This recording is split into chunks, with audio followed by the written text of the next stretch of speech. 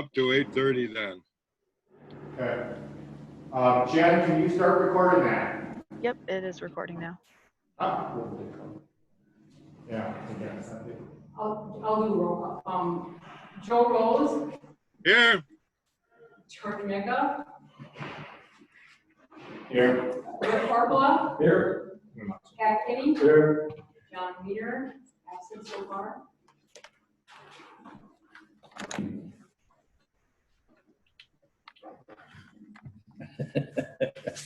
Are we gonna be real close now? And then Dick, it's your part. Yeah. I know. She said it's her part. It's your part for the election of chairperson and vice chairperson. Oh, okay. At this point, we're going to take nominations for chairperson. I nominate Joe Rose. I second it. To nominate Joe Rose. Any other nominations? I'll accept.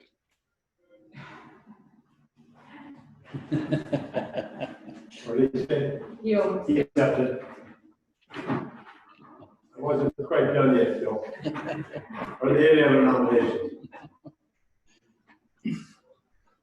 I move Secretary cast unanimous ballot for Joe Rose. I'll second it. All right. Joe Rose, you're the All in favor? chairman once more, so you can start the meeting. Oh, vice chairman, you don't answer for vice chairman. All right, now we gotta go vice chair. We gotta vote on chairman first. What? We got to vote on the chairman.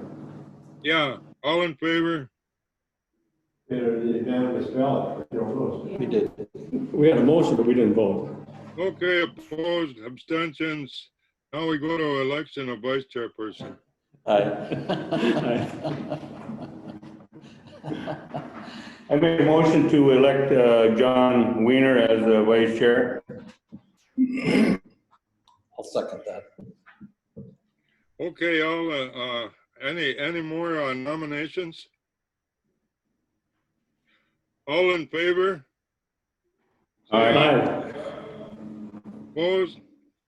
Abstentions? Motion carried. John Weiner will be vice chairperson. Okay, we move to public hearing then.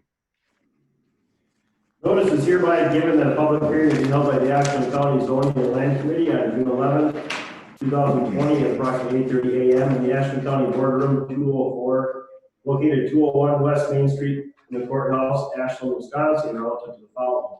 Proposed adoption of the Ashland County Wetland Conservation Ordinance.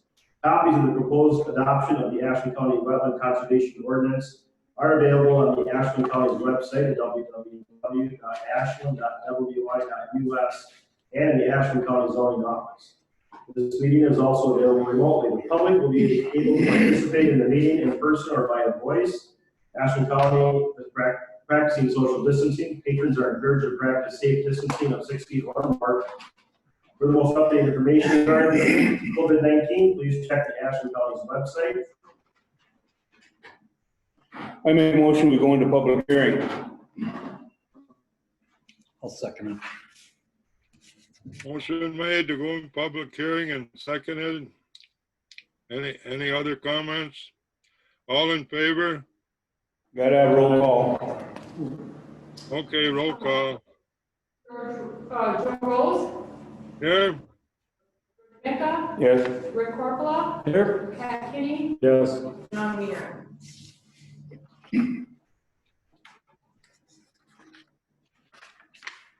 Okay, motion go into public hearing has been made. Do we have a second? Yes. Yeah, Rick Corpola made the second. Yep. Oh, all right. All in favor? We already voted. Opposed? Abstentions? Motion carried. Public hearing starts. Do we know who we have on the line?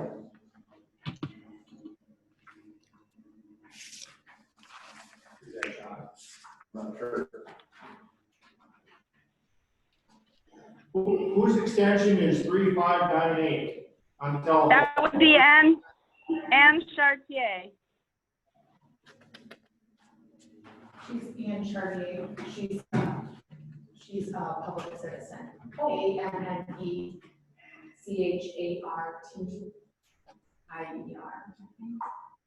She's with Legal Women Voters. Oh, we got a question.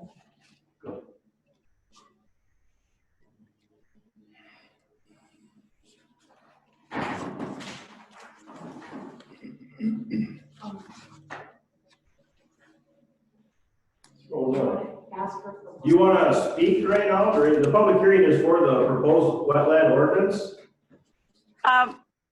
I just want to reiterate what was stated in the letter that was sent out both to the administrator and to members of the zoning and land committee. So I don't need to take your time if the letter has been read, but I would be glad to restate my request that the very good ordinance that you put forth be changed from 50 to 75 feet setback.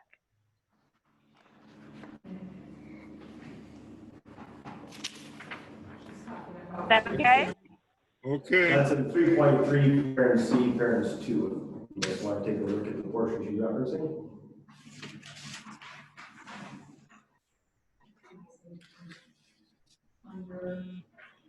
Under item 3.3. Section C. 2. She's requesting that we change from 50 to 75 foot. May I speak? Yes, go ahead. Well, I just, as stated in the letter, the league, as you probably know, has spent quite a bit of time looking at this issue specifically and environmental concerns in general. And we applaud the comprehensive ordinance that you have come up with and request specifically that the setback be extended to 75 feet. That's pretty much it in a nutshell, okay? Thank you. okay, Do you have any questions? We can't ask questions during this portion. Okay, well, I will be on hand if you do. Thank you. Thank you.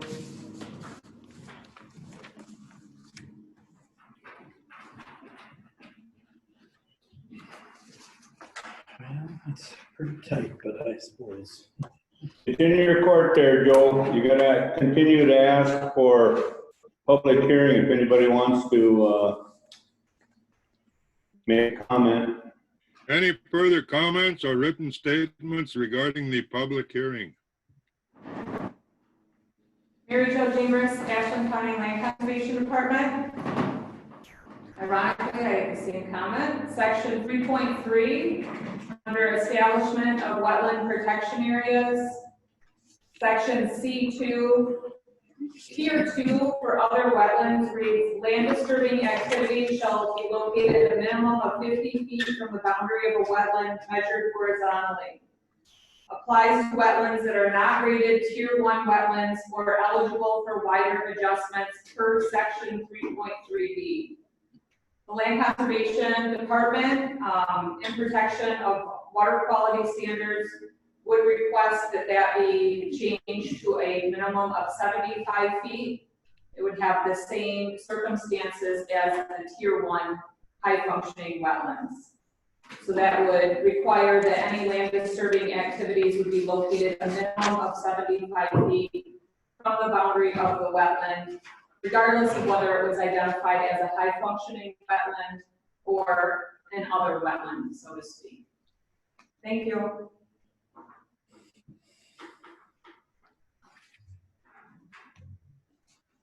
Okay, both have asked for extending it to 75 feet. Let's continue.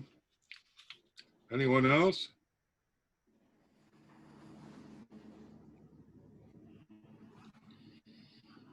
Do we have written comments? The only written comment we have is a letter from the League of Women Voters of Ashland and Mayfield Counties. And the president has spoken to us, and I believe everybody received a copy of that letter as well. Again, reiterating the fact that the league would support a 75-foot setback for all wetlands, including those defined as others, which again is under section 3.3, parent C, parent 2. Josh, do you have any comments on that? It's a public. Just it wouldn't be the time I would make those comments. I'll do that later. I'll make any comments I have during item number 8. We're in public hearing. Yeah, but what I asked for, an explanation, not an opinion. Pardon, Joe? Okay. All right, we go to approval of agenda then, if there are no further comments on the public hearing. We need to. Motion to go to public hearing. We need to vote to go out of public hearing. Go ahead. I'll make a motion to go out of public hearing. I'll second it. Okay, Gotta have a roll call on it. Actually, we don't have to go out. okay, let's have roll call. Joe Rose, Joe Rose, here. George Nichols, Yeah. Rick Corporal, Yep. Pat Higgins, Yes. John Weaver. Here? Okay. Do we have to vote on acceptance of the comments now? I think it might be a good idea to accept the comments of the public hearing. Wants to vote to accept the public comments. So you're not supposed to sit, you can stand.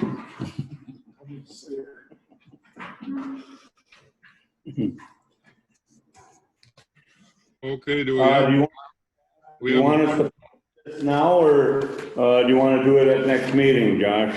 What's that?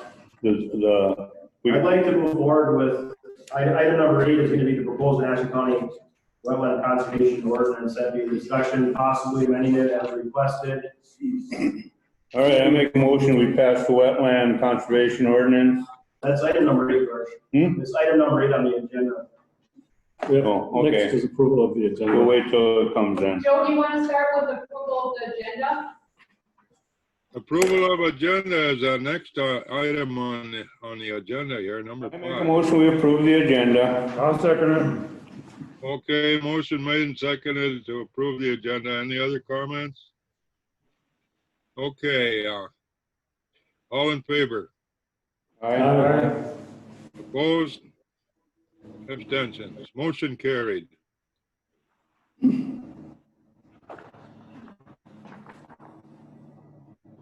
So next is the approval of zoning and land committee meeting minutes, March 3rd, 2020. You. I make a motion, we approve the minutes. I'll second it. Okay, motion made and seconded. All in favor? Aye. Okay,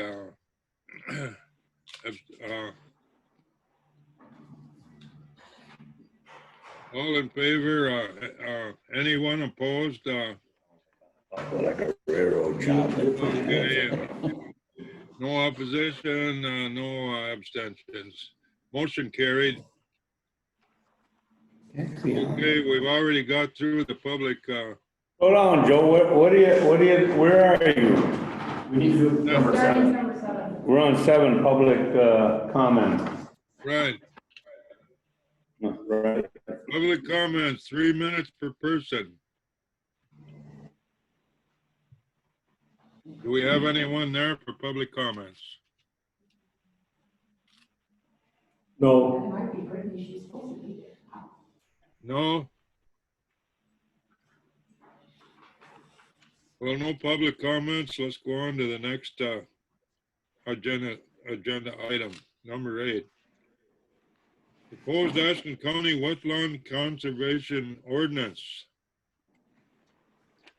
Will somebody make a motion to accept the ordinance?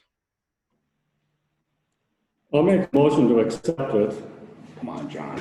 I was gonna ask the question, maybe Josh. No, you gotta second it until we get it on the floor. Need a I'll second. second. Seconded by John Wiener. Okay, another comment that I have is, what about the setback? The part that's been questioned, I do not object to increasing the setback from and item 3.3, parent C, parents 2, tier 2 other wetlands. I do not object to increasing the setback. I believe the ordinance drafted be amended to read, land distributing activity shall be located at a minimum of 75 feet. So we'll be striking 50, replacing with 75 feet from the boundary of the wetland measured horizontally. The rest will stay the same. So again, striking 50 and replacing with 75.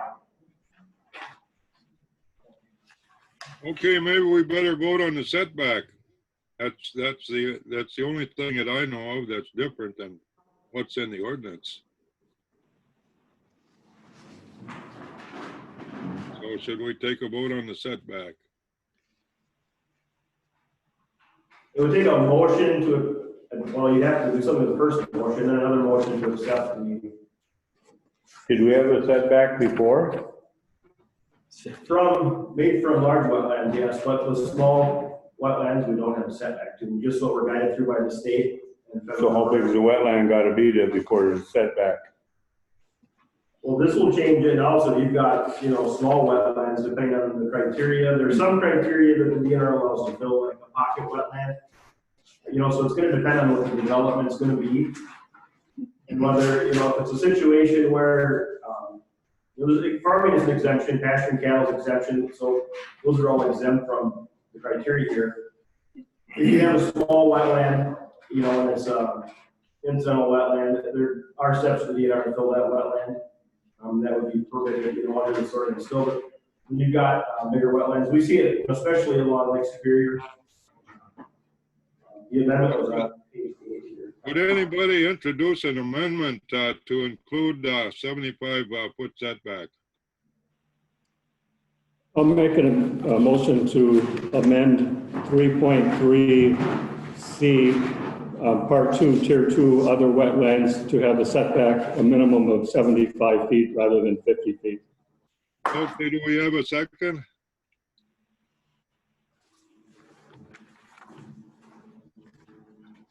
Do we have a second?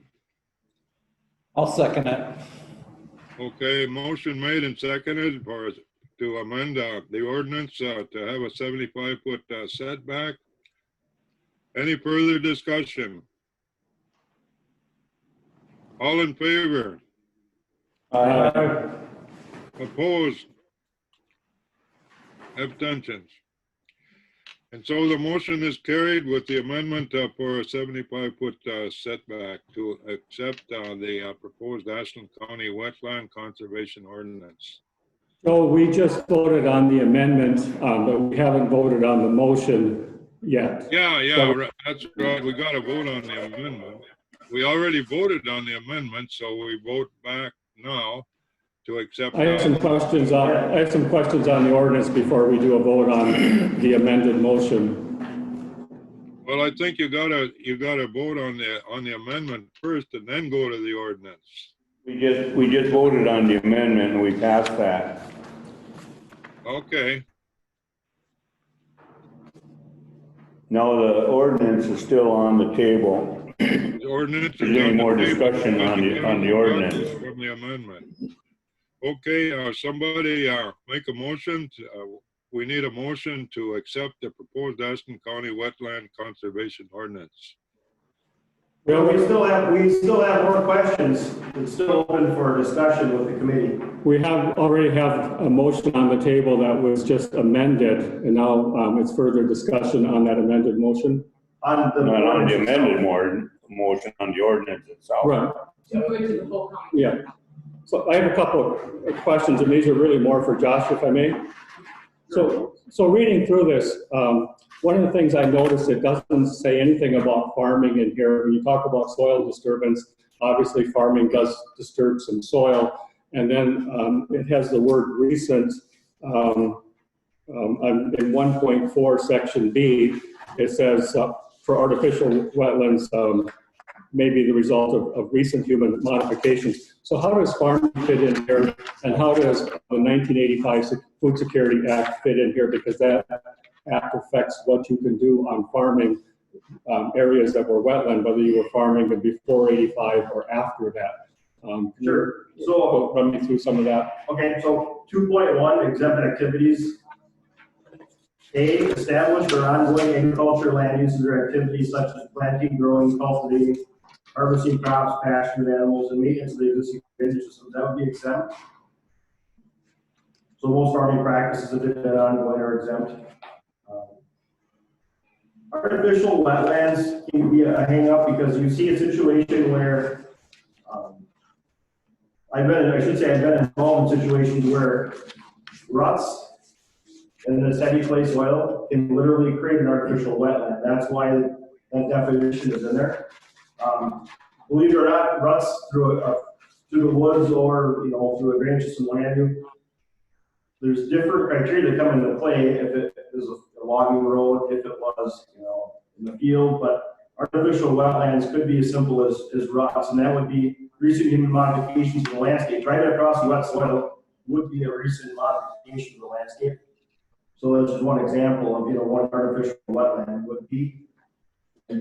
So the Ashland Industrial Park, maybe 10 years ago, they did some logging in there. They created some ruts, and then after that, it became an artificial wetland. So ironically, the process of trying to make the property more accessible for firms, it actually became less accessible because now it was wetland.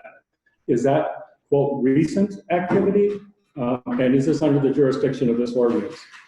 That would be recent activity. Then you would have to look at with artificial wetlands. A lot of the DNR does not, their criteria doesn't come into play with artificial wetlands. There's criteria in place. So those ruts or artificial wetlands could be filled, they would become exempt to that. It would depend on the situation or what those impact on it. So maybe 8 years ago when I was on the city council, they had the DNR look at that and they said, no, that's wetland now because of those ruts. And I believe the city thought they couldn't disturb those, but you're saying that's not actually under the DNR jurisdiction? That's changed in the last couple of years. That's allowed filling of wetlands. Okay. Certain, depending what the criteria is. Man-made wetlands or incidentals like this would be allowed to be filled. Okay. So under how, most conditions of the DNR. So I grew up on a farm in Bayfield County and had a wetland delineation done on a field 4 years ago. Does that wetland delineation have anything to do with an ordinance, similar to this? So if someone's farming and they're doing ditching, they're doing drain tiling, or maybe the land conservation department has arranged to close out a manure pit, and part of that might involve some ditching. Does this ordinance affect any of that, and if so, how? So that would be an exempt activity. There's also a portion that exempt. So if you're a farmer and you're working with land conservation's knowledge and abilities exempts their projects from having to go through this process, just because of the skill level and their knowledge. And typically some DNR permits we can get around too. Okay. Right, so it's working together on, especially with farming, 99% of the time it's gonna fall under land conservation, and this won't affect what's going on there. So for someone farming, is there anything in this ordinance that might in any way impact them or concern them? In my opinion, the answer would be no. The other thing to keep in mind too is that artificial wetland is identified that it has no prior wetland or stream history associated to it. So if you look on historical wetland maps, that can show areas where there were previous wetlands or not previous wetlands. And that would be information that would be useful to deem if it is a wetland or not. So like Josh is saying, if it's an area that's rutted that has now become wetland, but it has no historical mapping shown there, then that would be an exemption. So when you say historical mapping, is that in reference to 1985 with the Food Security Act? That. Prior to that, okay. Yeah. See, they don't have mapping 100 years, 150 years ago, because when this land was squatted and cleared and everything, there was wetlands everywhere, you know. And then we came in the 60s, 70s, and into the 80s, the federal government pay us to drain the wetlands. Now they're paying us to put the wetlands, you know, to put them back. My simple question would be, we've got Fish and Wildlife, we've got a lot of, well, you can go out here on 112 and Myron Anderson's got 40 acres, you know. Now that's only, like we've got a bunch of them and we've got to maintain them for 10 years by Fish and Wildlife standards. Now, can we drain them after 10 years? If you take in state or federal funding to implement wetland restoration on your property, you are required to maintain them for a period of 10 years. Now, the state law, I mean, technically someone could go in and drain it after 10 years, but you know, the idea of restoring these lands is to improve water management and wildlife habitat. And so we certainly hope that we don't have landowners that are going undo those practices after their term has ended. You know, we intend for this to be a perpetual. Yeah. Well, the chance of somebody wanting to take them back out is real slim. Right. And I know my kid put 40 acres in with ponds, and then he turned around and put a 50-year program that they can't farm it for 50 years. He got paid, it's called debt for wildlife, you know. So if you let it go back into wildlife, they paid you to keep it out of production. So the chances, and why would you go into that anyway? They've done a beautiful job. I mean, we put in them ponds, you know, there'd be no reason to break them out, so. The important thing to consider is that protections, ordinances like this are put into place to protect and conserve higher quality lands that we have. They're not designed to put barriers or burdens on production, farmlands, commodities that we have. You know, one of the things that's happened in the last decade is we've had some people come from outside this area to farm. They bring in big equipment. So part of my question was, we had an area that had always been wetland and they worked it up. And Gary Hahn said, no, you can't do that. He didn't say anything other than that. And I told the person renting the land, no, I don't want you in there, leave it alone. So sometimes those people aren't familiar with the area, big equipment, they just want to run everything and drain everything. Well, there again, Pat, you know, the ordinance is there. Yeah. And I've been on here forever and a day, and we've gone out in the woods and we found a lot of wetlands that were disturbed without, you know, and what people do, they'll turn around and build a cabin or a small house or something and not even get a sanitation permit. So Really? first state law says that you have to have a sanitation permit. Yeah. And once you get a sanitation permit, is there a wetland? I mean, then everything else comes into play. Then you got your people on site. But if they don't come, I mean, we were on English Lake 15 years ago. Guy built a house there, 4th basement, 68 feet from the ordinary high water mark. He moved her 8 feet. Well, I'm taking it to go ahead. You knock that baby out, you know. So when people skip the real laws, that's on them. Because, I mean, you went to Ashland County, Bayfield County and says, it's zoned. If you're gonna do something here, call the zoning department and find out what the rules and regulations. There's a lot of people that don't wanna do that. And then they call it after the fact. But it's an expensive after the fact. And most of it's best management practices, you know. But if you go by the book and you call in the zoning department and say, hey, I want to build a house, we already know where the wetlands are, we already know everything, you know, it doesn't take a lot. So, and the other thing with this ordinance, and it's not gonna impact farming. I think we got more wetlands now than we had 50 years ago, because of a lot of the programs, so I think the best management practices have gone into effect. The other thing, we're looking at an awful big grant to implement some more and update wetlands, which is huge, you know, because if we get that done right, there's more money coming down the tube, so. I just wanted to make sure in relation to farming and looking at the wetland delineation that I had done, and then we had the manure pit closed out, that there weren't any impacts there that I wasn't aware of. So it sounds like this will be fine. Yeah. I do also want to mention too, you know, Questions? we can require delineation. I do wetland delineation work also, and I've been out on many sites and, you know, I've done delineation work for people. You know, so that requiring that step in here, it's something we can offer, you know, so they don't have to spend $2,000, $3,000, $4,000, $5,000 for delineation. You know, depending on the site, but 9 times out of 10 or more, you know, that's all stuff we'll handle within the office. So it's not an extra financial burden. One thing we have seen, you know, and the fact, like George mentioned and Mary Jo's here, they're doing a lot of work to restore wetlands, and about probably once every 2 weeks, I get a phone call from people that have cabins that want to drain their wetlands on the cabins because the bugs are bad.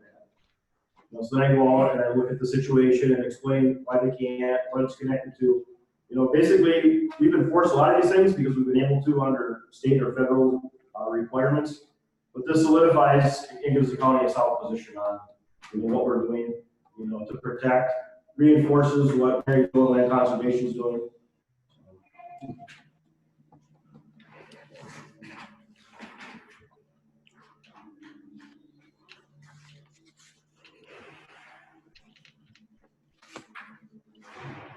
Any more discussion? Any further discussion on this?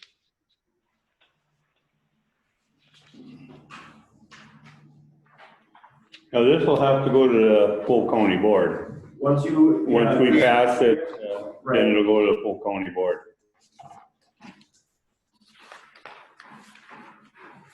I would suggest we need a roll call vote on that. Okay, let's have a roll call vote to accept the, To would be to approve, then they're gonna have to make a separate motion to move it to the full county board, because that wasn't included. To approve. They're approving the ordinance with the 75-foot modification. okay, let's do a roll call vote then. Okay, Joe Rose, I'm in favor of the wetland conservation ordinance. Yes. Yes, that's correct. He's still in Wednesday. George Vika, Yes. Rick Porpola, Yes. Pat Kenny, Yes. and John Wiener. Yes. Okay, any further discussion on this?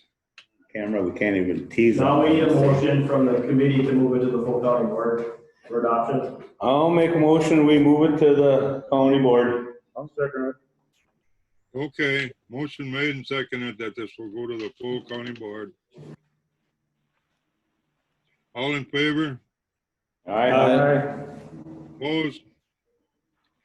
Abstentions? Motion carried.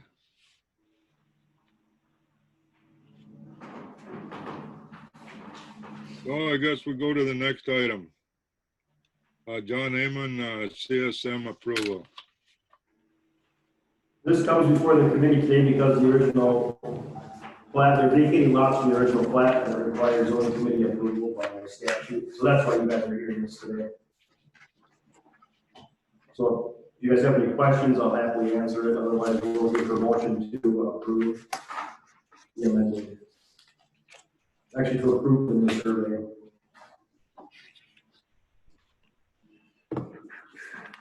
Okay,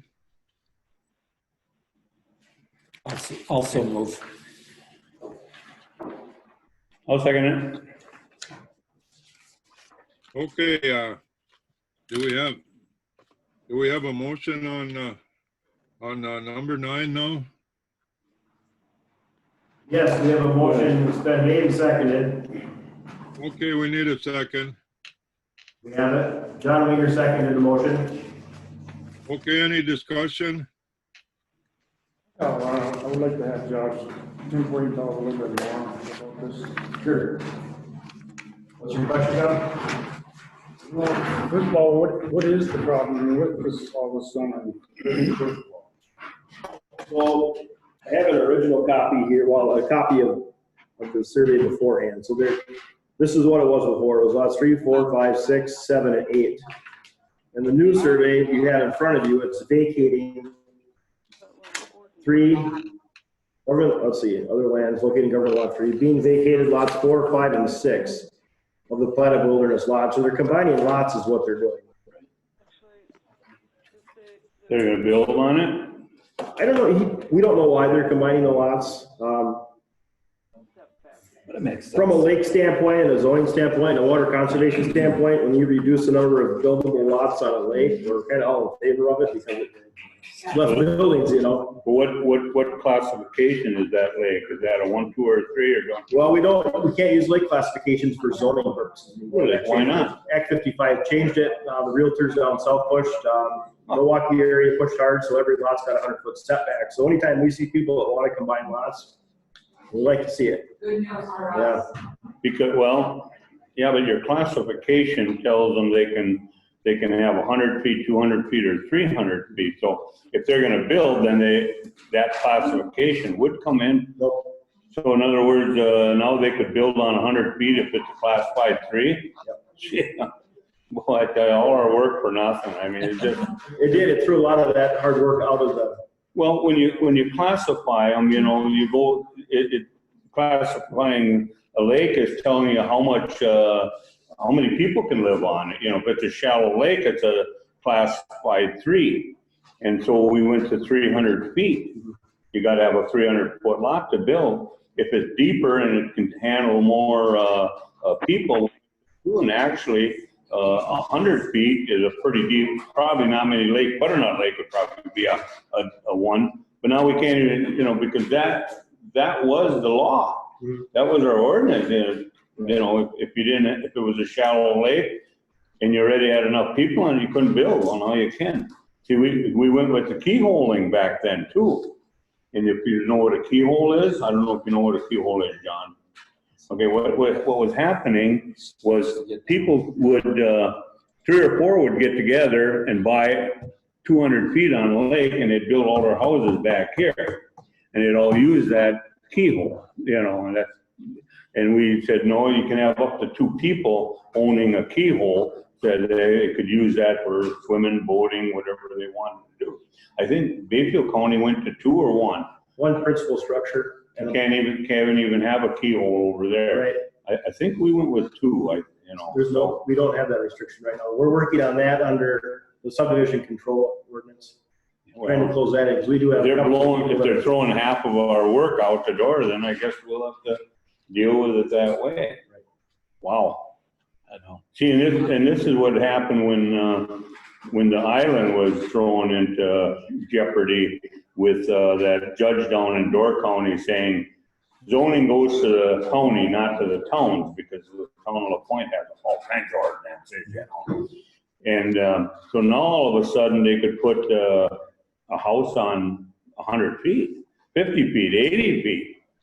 And that's what the whole ordinance was all about, was to keep them from putting, 4 houses on 200 feet, you know. It is important to note, though, with the lake classes, when those were in place, if the lots were created prior to lake classes and they were 80 or 100-foot lots, those would be legally created non-conforming lots as long as they met the setback. They were still able to build. It really came into play on new divisions, new lots. The wetland ordinance that's moving forward does look into, lake classes is a factor in some of the decisions. So we're trying to put more safeguards back in place. That brings to mind, here about a dozen years ago, we put, they had a separate down in, I think it was around between Butternut and Glidden. Guy had 160 acres and it went through, the Flambeau went through it in a U shape. And they partitioned that all off and sold that for housing, Some of them were 8, 10, 12 acres. Now they could take them and subdivide them and put 12 houses on them. Oh. Wow. I don't know. Yeah, all right. We're not running next time. No, we're not. Dick can do it. Wow. Yeah, He's still okay. around yet, John? Is he in retirement, or he's not, he doesn't live there, does he? I don't know where he lives, I have no idea, he's obviously still around because he's the one that ordered the survey, so. It's, his first name is Edward, I think it's, his middle name is John. The trust. There it is. The other one. We're just trying to get this up on the screen for the recording so that people know what you're talking about. This didn't show up on him.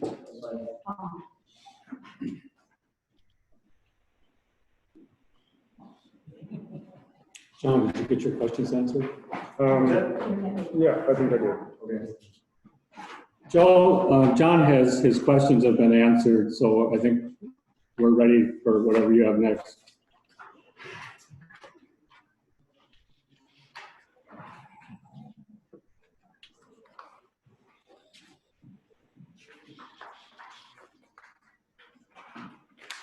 Are you ready, Joe? Well, looks like we have to vote to approve or disapprove this issue. There And was of a course, motion. I assume it'll go to the plenary session of the county board. What if we don't approve it? Then they can't divide it, or can't, excuse me, they can't vacate those lots and recreate lots. There's already a motion for this. Right. But it has to come here. We need a vote to approve the. Okay, we CSI. have a vote to approve. Do we have a second? That's right on the table. Did that already. So John, you feel comfortable with that? Did I hear a vote to approve? There already was one from Rick Corpola and George Micka. And then we had discussion. Do we have a second? There already has been a motion and a second, and we're ready to vote on it. Okay. All in favor? Aye. Do we do a poll vote or how do you want to do this? Make a vote? Or should we just vote? All in favor? Aye. Opposed? We just voted on him buying dinner, didn't we? Yeah, motion carried. You're vice chairman, did you know that? Who is? You are. No, it's you, Who's the chair? Joe. Next item, next is item 10, Wortco gravel pit. You weren't here, so we nominated you. Make a motion, he donates his Escalade to the committee members. That's true. That'd be nice. You got a truck now. We're on 10 there, Big Joe. What's that? Yeah, we're on 10. Wortco gravel pit. All right, so the Wortco gravel pit is before you today because part of the proposed expansion is within the setback. Okay, do we have a motion on the floor? I don't think we gotta make a motion, do we? This would be a conditional use permit. So it'd be just Do to we have a approve it. motion yet? Approve use is what we're looking for. Move that. I'll use the cursor on that. Guys, if you want to look at the screen here. So this is Highway 13, the red road, the green one is Highway 77, where it goes to Clam Lake. I'm going to zoom in here. You see the cursor kind of in the middle of the screen? That's the parcel right now, that's where the current gravel pit is located. This big ridge to the west, that's the deposit they moved into, and you can see they're already into that section or parcel they previously mined that area also. But then they're looking to expand the pit to the west and to the south. So that's what this paperwork is for.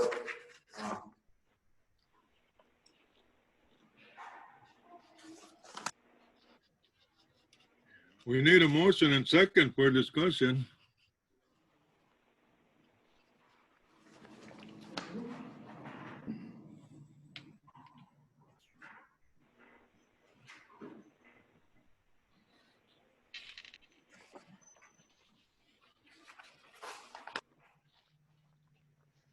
Do we have a motion yet?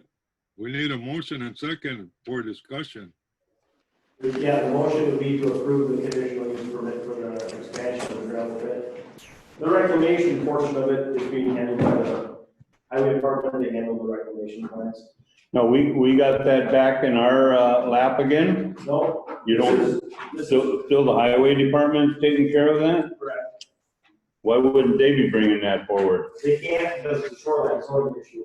Okay, All the highway department deals with is the reclamation of the pits. Anytime they're involved with shoreline, it comes to the zoning department.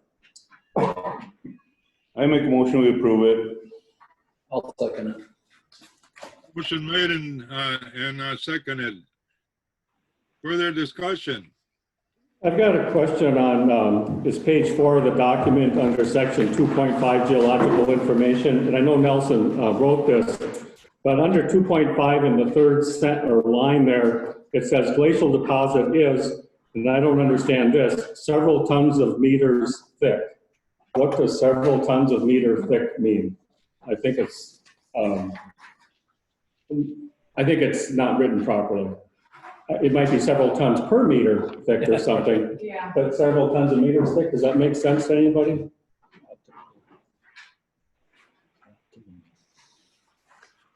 I could see several tons per meter thick for a given area, but We're actually, the reclamation plan was simply attached, so you guys would see it. That isn't something. The permit is to allow the pit to reclaim. This will be discussed with the highway department. Highway department approves the reclamation plan. This was the plan submitted, so. So who watches over them if they go over an acre? Well, so the acre doesn't apply to this. The acres is like personal use. And it's within your property. Hence the reason they're coming forward for a conditional use permit. And they're expanding their permit. So the portion that's not in shoreland, that would just be allowed to go once their reclamation plans are approved with the highway department. So the shoreline here is the green portion on this map? Yes. And so this is, we're talking about they're in this area here, and they want to expand in this area where. To the west, past into the next property. Right in there. Yep. so Josh, does several tons of meter thick make sense to you? The wording is core, I agree with you. What is it supposed to mean? They're basically trying to quantify how much there. So the reclamation plan, you have to describe the deposit, how much is there. Typically, they would say, what is, rather than the thickness of the weight, it would be easier to describe it as 14 acres. The deposit is approximately 14, I don't know these numbers for sure, but on a reclamation plan, it'd be better if they stated the deposit is approximately X number of acres and so many feet thick. That way you can quantify how big it is. So. Yeah, they're likely talking about the depth, because if you look at the soils map, you can look at the substance of the soil, the mineral composition, and then it will typically tell you the depth it is of that deposit before you get a change in that deposit to bedrock or clay or some other type of soil substrate. So they're trying to talk about how thick that glacial till, which would be sand, clay, cobble, they're trying to talk about how thick that is. Is that something that you could, just for next time, have a conversation with them, so whatever language is in there makes sense, or? That would be me, but like I said, we're not here for the reclamation plan that you're questioning, that's the highway department. So that would be a good issue with the highway department to look at. The conditional use permit would be the approval of the pit. If you got, conditions could be, sound, dust control, noise, hours of operation, those would be conditions that would be imposed on this permit, rather than the reclamation. So if the zoning department handled reclamation and took over the non-metallic mining reclamation portion, then we would be doing the reclamation plan also today. Let's see. My I'm understanding I'm that, okay with supporting this, but it's in the packet and it doesn't make sense to me, and I would just either like to understand it or have it clarified, that's all. Here's a map that might help. Always included, there's a lot of extra data available. But just as a unit, maybe it's, tons per cubic meter. Sure. Or something like that, or as Mary Jo described, but as it's stated there, it doesn't make sense. Am I Right. correct about that? Okay, so I'll leave it at that, and next time they can clarify it. So I have a question. Is there a threshold of how far into that shoreline protection area they can go? Or, I mean, what happens if they continue to creep closer and closer to the water body? Well, so the north side is Highway 77, and then there's a wetland to the west. Okay. Turn the Slater off, you can see the ridge, so, you know, they're asking for that parcel, but they're not going to, the whole parcel isn't, to what's currently there, there's, you know, wetland, it's a big ridge, so they're basically fully part of that ridge, now there'll be a high bank when they're done. Okay. Donald Jacobs there, So they're gonna mine to about this edge right here. So about half of that deposit? And they still would meet the setback then for the wetland? Yes. Okay, and then is there any additional reclamation requirements that they would have because they're in a shoreline protection area? Okay. All right. my understanding is sand and gravel aggregate will be mined from this area. Correct. Are there any other plans for the area? Such as a sale maybe to Enbridge for a corridor? That's not the question. The question before you today that the decision is to be based on is to issue a conditional use permit to Steve Wardlow or not for the proposed property. So a condition on limiting sale would be irrelevant. You could do a condition that would terminate the conditional use permit upon sale. If that was something the committee wanted to entertain. Totally a new pit? No, it's expansion. Expanded? This pit here, Donald Jacobs has crushed, like about 3,000 yards this year in that pit. That, I know that pit area, and it looks very good what they've done so far. Yeah. As long as they keep up with the contract of, what is it, when the cleanup comes and inspected, I don't have any problem with it at all. How do you feel? that pit's kind of a lifeline to that area. I mean, it's an asset. The Highway 13 project, that was one of the concerns, you know, having enough gravel in the area. So the work on Highway 13 is coming out of there, the township fight from there. So, you know, unfortunately, those things, you know, they don't weigh in conditional use permit. I think what they want to use that gravel to do the Highway 13, right? Yeah. Right. Can't believe it. That's all I got.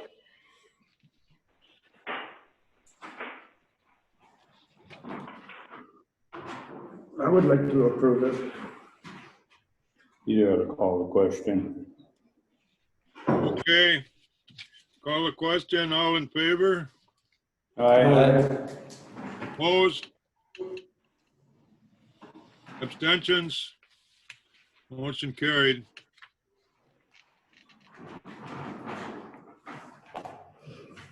Okay, let's go to item 11. Permits issued, revenue account. I'll pass them around. Our March, April, and May were a little slow. Our revenue was about 42%, I believe it was, down from last year. Obviously, the pandemic. We had a lot of calls, a lot of background work for people that were looking at doing work, and as soon as the restrictions were lifted, it kind of went flooded. So we've already, in the 10th of June, we've already surpassed our revenue that we had last year. So hopefully making it up leaps and bounds here. We'll see how it goes, but.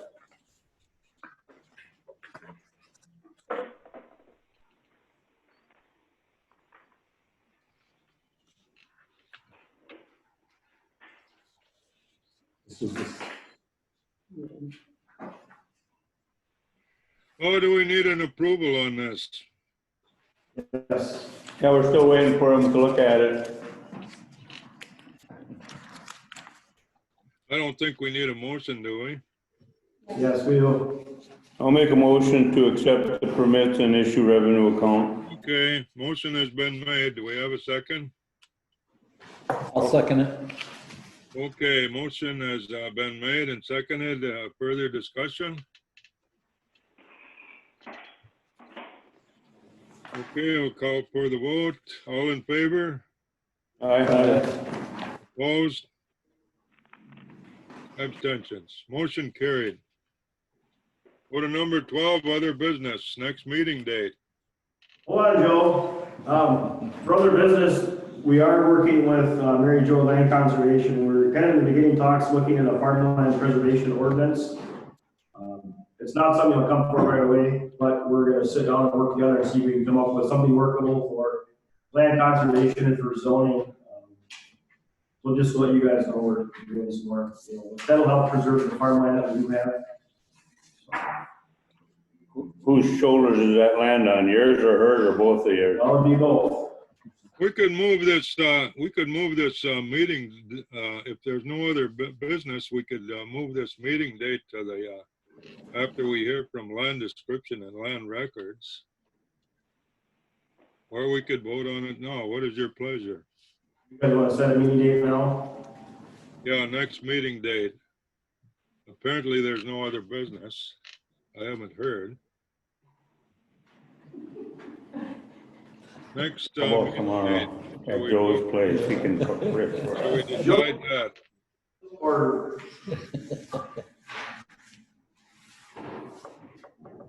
Like, the first Thursday of each month, I'm double booked there. So I can't meet on the first Thursday of each month. we couldn't hold this off until after Jennifer and Brittany are gone because I don't anticipate anything from zoning coming up. I mean, this is our big thing. We've been sitting there trying to get it pushed through. I don't know if I'm going to have any pressing issues for July meeting. Well, I think we gotta talk to Jen because, we haven't had her on for a few months now. Right. Maybe half of the county has to be, Refund? So, depending on how she's Can getting. we put that one on hold until later, till we discover what's gonna happen with this coronavirus pandemic or whatever? It's affecting a lot of our, activities, including our meetings. What's your pleasure? You want us to wait for her? I think the right thing would be- We were talking about having a land sale and we didn't have it. So I'm assuming we're gonna try to run a land sale. So we'll have to put that together in July more than likely, or Okay, let's look at September, July. because the way it looks, we're only gonna be running one sale this year, because we were hoping to run one in June and then probably one in September. So we could still do that if we have a meeting next week and put it together and then have a sale in August and then another one in October, because you Okay. want to get that second one in before the weather starts turning ugly. So that's okay with you. I would wait till Jen gets here. Okay, what are we looking at in July then? We're not looking at it yet until we talk to Jenny. Okay, So we need to go into land description meeting.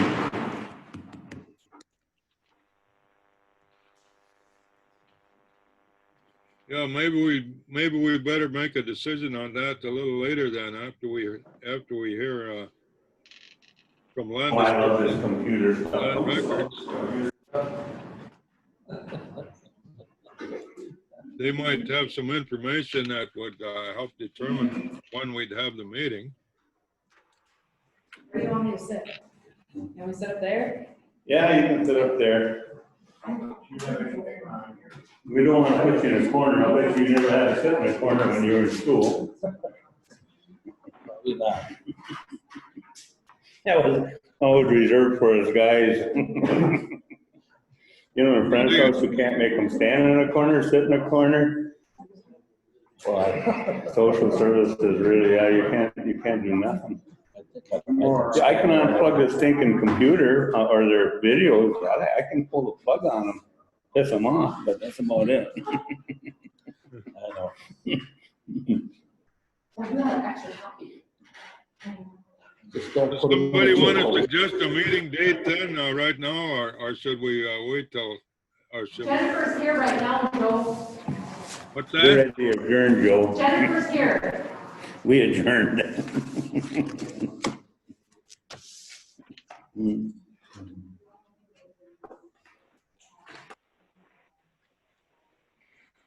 Well, I see with land description, we're going to discuss property subject to tax title. So, should we do that? And then we might have a better idea of when to have our next meeting date. Should we go ahead with that? What's your pleasure? She'll be right, she's working, she's gonna pull something up on the computer right now, Joe. What's that? She's gonna pull something up on the computer right now. Look on your screen, you can see it.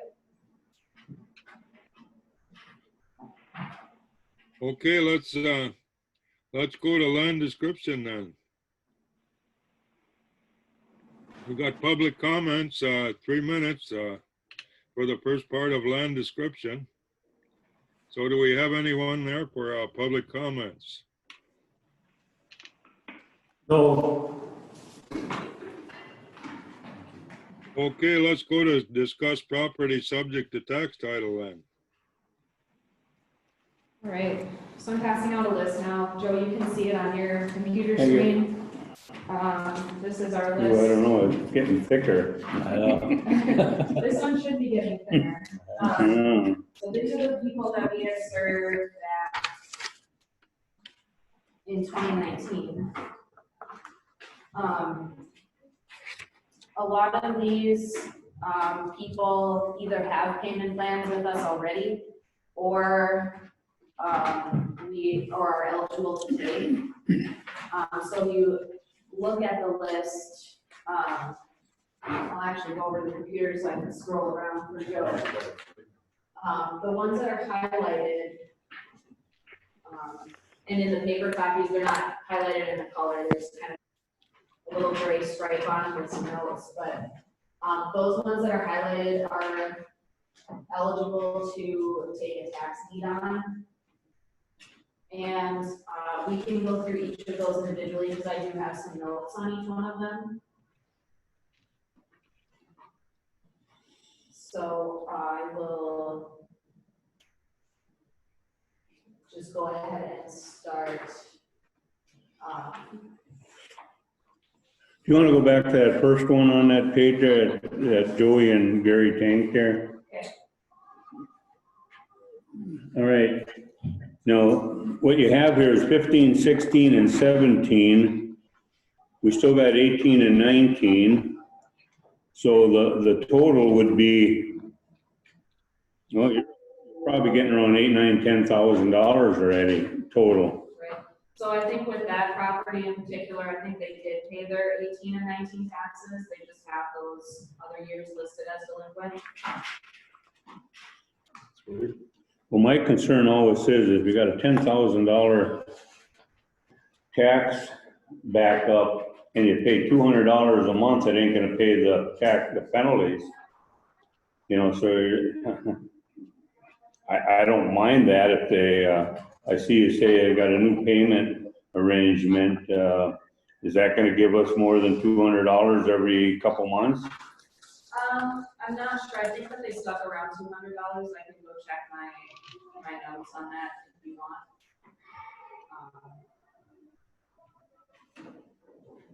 Yeah, if that's not something that is acceptable to you guys, we could ask them to.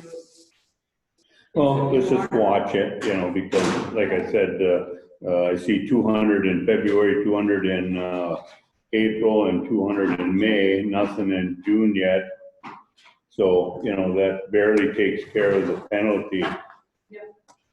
So we don't want to get them farther and farther behind. Okay, Can we go down to the Basa's investment, in Glidner? Okay, Cobus Investment, yeah.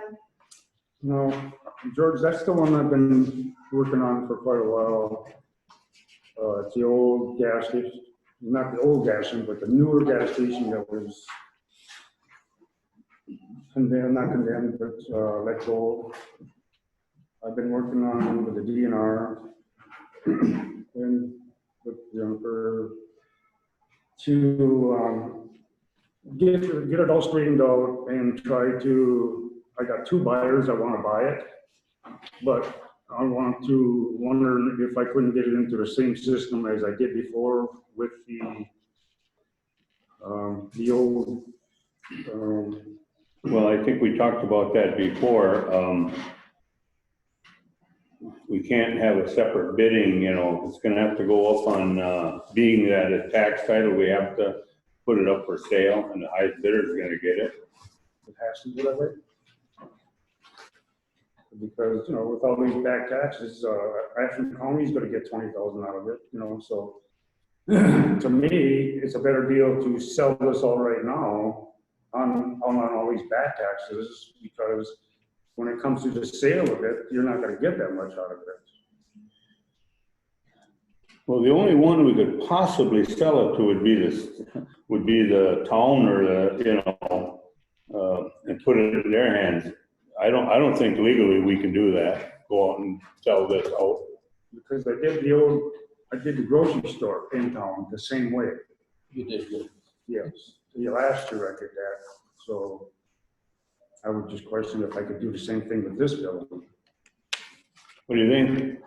I don't have any idea. We'd have to ask court counsel. The question is, can the county basically give it to another government? Well, you know the issue. We can, The issue, we can, Okay, yes. okay. And we did that last year. We can give it to the municipality for basically the cost of the back taxes, or, like last year's case, they wouldn't pay that much money for it. They wanted to pay a little bit less, so we had to bring it in front of the county board to approve.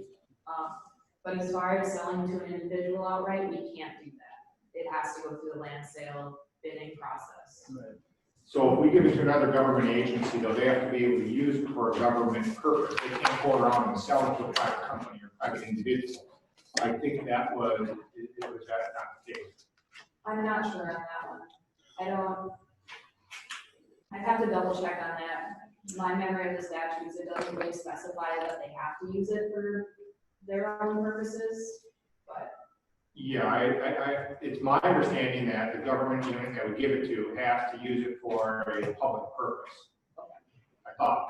Okay. But Yeah, we can double check. We'll check on that. well, the only policy I know we have is that we could sell it to a relative of former owner. And neither one of these are relatives of the former owners. You don't want nothing to do with the former owner. And here's where I'm going with that. We just sold a chunk of land on Spider Lake where the gal wanted to buy that back. And the guy that had bought it said, no, I have the highest bid and I will take it to court, and we awarded it to him because of that. So if we were to take it, who would you sell it to? I having 2 owners to buy it. I understand that, but you're gonna have a bidding war on it? We can't do that. Legally, we can't do that. Because, there's a lot more than there's 20,000 involved. I mean, the DNR was involved in removing the tanks. You have to pay back the DNR, and you got to pay back this town of Jacobs, and then you got to pay back Ashland County's back taxes, which will go up to probably above what the property's worth.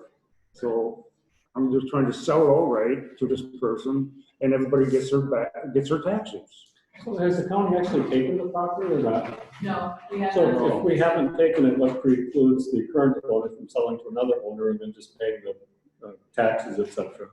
As far as I'm aware, from what I've heard of people that have wanted the property and talked to me about it, the person that was in the main agent for Cobus Investment had passed, And the people who have inherited it are just not interested in giving it to anyone else. I'm not really sure why. Well, so John, is a bugaboo that whoever has legal title to it now isn't interested in selling it? Is that the? Right, but they're Oh. basically, they're just leaving and they don't want to deal with it at all.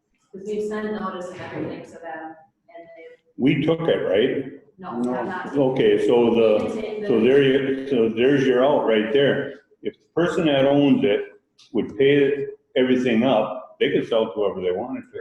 But Right, that won't happen. the problem is they're not willing to do that, so it's our problem. This has been an ongoing thing for Yeah. 4 or 5 years. Because it looks to me like they got about 30,000 in back taxes against it. That's just. So whoever wants to buy it pays up to 30,000 to that person, and then they can buy it for whatever they want. As long as we don't have it, they can do whatever they want. Jennifer, does the current owners understand the situation of the path this is gonna go down? Yes, we have served them notice, and we even served the attorney that is handling the estate. And the attorney called us basically and said, we're not touching it, just take it. So there you got homework again. So John, why do you believe that you could get them to sell it to someone else before the county takes it? What makes you believe they'd actually do that? Well, because they're not been working together, and this owner has nothing but caused trouble in the whole country for a long time. He left the old abandoned station, which was the old gas station, and built a new one across the street. So when anybody does that, you make sure that they demo the old one, because now I'm working on the old one, and that will be a forever thing to try to get solved. So if they do that anytime else, when they decide to build a new one, make sure that they have the old one taken care of before they do a new one. And this didn't happen here. So I'm stuck with 2 buildings now, which I have a buyer to do one of the buildings, actually 2 of them. And I thought that if everybody got their back taxes paid off, like the DNR and Ashland County and the town of Jacobs, I did the grocery store last year that way. So I think it's a good deal all the way around for anybody. So if John can arrange for them to get together and make a sale, does the county have to sign off on this for the sale because of the back taxes, maybe some others? No, but I think what the game plan is, what John's plan is for us to take the property because the owners have no desire to deal with it at all. To have us take it and then put it up on land sale for people to bid on. Okay. These people who come by, is that correct? Yeah. So John, are you supportive of the county taking this sooner than later then? I guess I do. But we need to lower the taxes. I mean, this 30,000 is just way too much, I'm sure. That's what they're saying. For, to do a land sale, you mean? Right. That's what I'm getting at, That's what because, I'm you trying know, to tell you. That. things in Glidden are giveaways, they're giveaways, you I know. understand So that. So, I'm trying to get the town of Glidden cleaned up, and I'm doing a pretty good job of it. This is probably the next priority for me up here. So an open book, could you or the county go to the assessor and ask for a reassessment? I mean, we're a little late on that, I think, we're close to late. theirs already happened, but, we could ask for a lower assessment, but it's only gonna change the taxes going forward, it doesn't retroactively change the taxes. But it would affect your minimum bid, since you have a legal obligation to normally take the assessed value of the property, No, so appraised value, sorry. yes, but the appraised value is, in that statute, is defined as the value set by the committee. So it could be the, like, real estate appraised value, or it could just be a value that we set, Okay. so. That'd be the way to go, is put it up for sale and see who bids it, and if it bid lower, then. Yeah, and I mean, we don't have to list it at, well, how much do they owe, like 25,000 at this point. We don't have to list it, or, well, so at first attempt, we can choose whatever price we want, but we can't take any bids lower than that. So I mean, if we really wanted to just get rid of it, we could set it at Would this property be, available for this coming land sale then?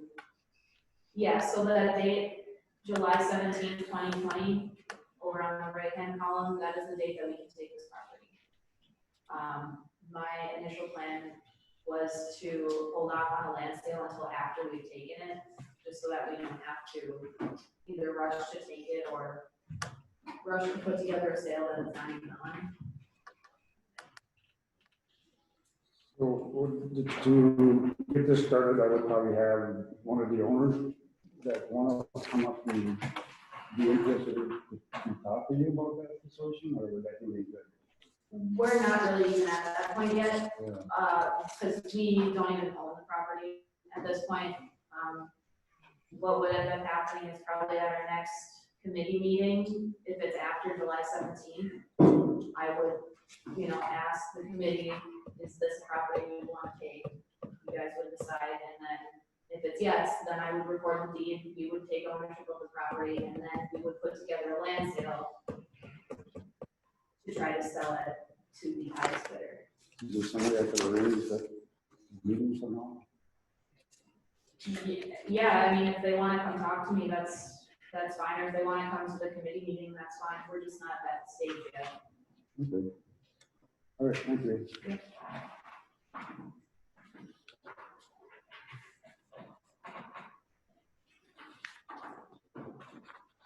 So are there any other properties that stick out? Otherwise, I will just go through those highlighted properties that we are eligible to take. Are these all the tax titles that you get, or is this just? Oh, okay, tax titles. This is the list of the people that we had served notice to in 2019. We are currently working on serving notice for those delinquent on 2017 taxes. So this list will get updated and it's going to get a lot bigger. Just because, our initial delinquency serve people, it takes them a while to reach out to us.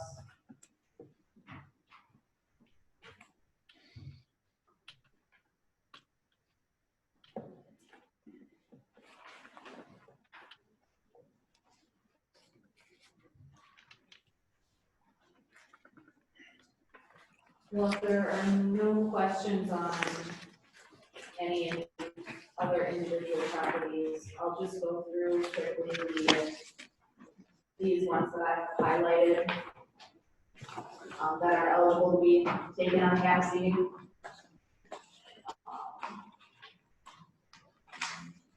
This first one up on the screen, I don't actually have highlighted in the paper copy, but I believe this is just a vacant piece of property. This Michael and Daniel Schlo. This is in Glidden, 90 North Rank Street. This is a property that we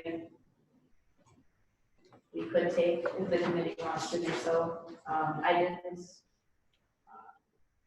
missed this one in my research, so I'm not sure if there's, I don't think there's a house on it, so I don't think there's anything living on it.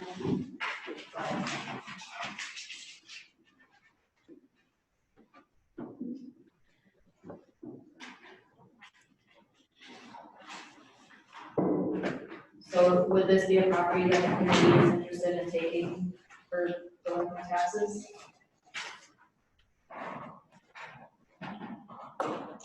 I mean, on this, I see these things in the paper where counties, put these notices. What's kind of the general history when they get, let's say, a certain point old, a year or two or 3 years behind, or maybe also the value or the total amount that they're behind? What's kind of your experience in terms of at what point you look at that and you go, odds are they're not going to pay this? Or is there a point where maybe, 6 months or a year, a lot of times people do get caught up? Or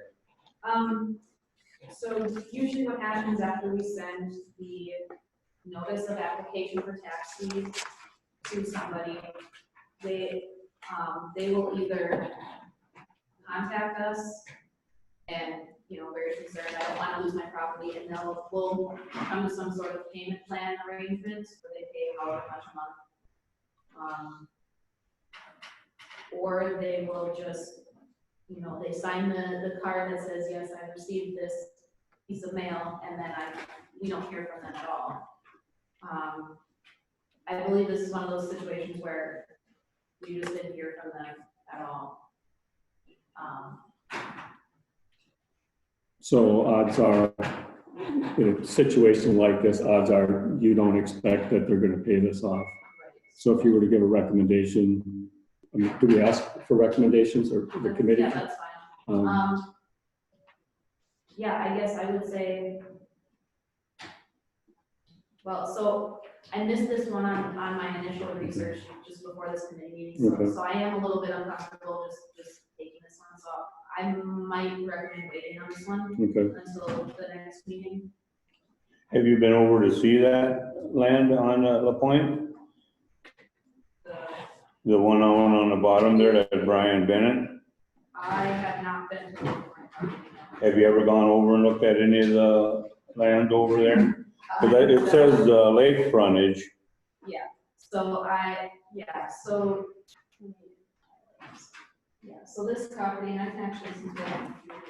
I can put this up on my parcel map.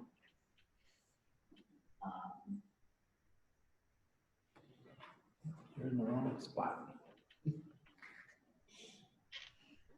Yeah, so this property, in the past, we've had to serve this individual for the past few years. In the past, he's gone and paid the taxes basically at the last minute. This year, he did not. I'm not really sure why he didn't reach out to us. But this is.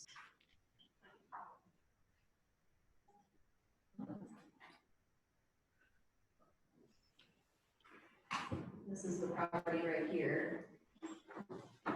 Doesn't show how big a chunk it is. Might be a few acres, huh? It is 11 acres.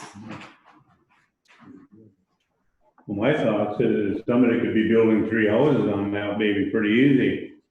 And you got 40,000 against it through 18, there's probably 50,000 against that land right now. And 2016 is probably at $3,000 a year. And 4 years, 3 years, most of that tax penalty, interest and penalty. It's up there. Well, the thing is, should we take, we can take that, right? Yes, we can.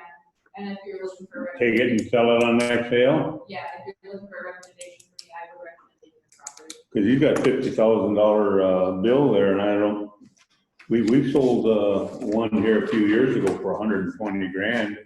You might remember that one. You know, they owed 80,000 against it, you know, but, so.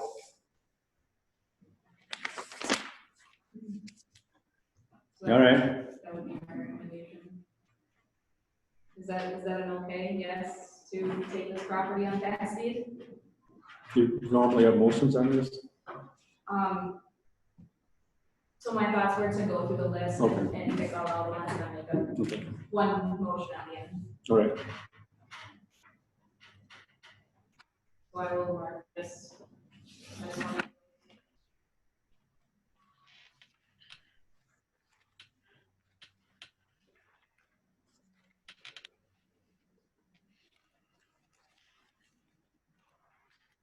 Our next one that I want to talk about was a property in Butternut owned by Alexander Marshall, who has passed. This property does have buildings on it. I believe this used to be his home. I checked with the Village of Butternut yesterday, and there's no water usage coming from that property, so I think it'd be safe to assume that nobody's living there.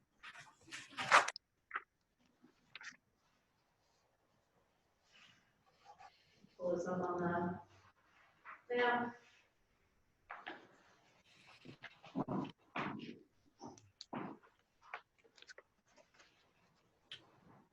Yeah, so this is just right in Butternut.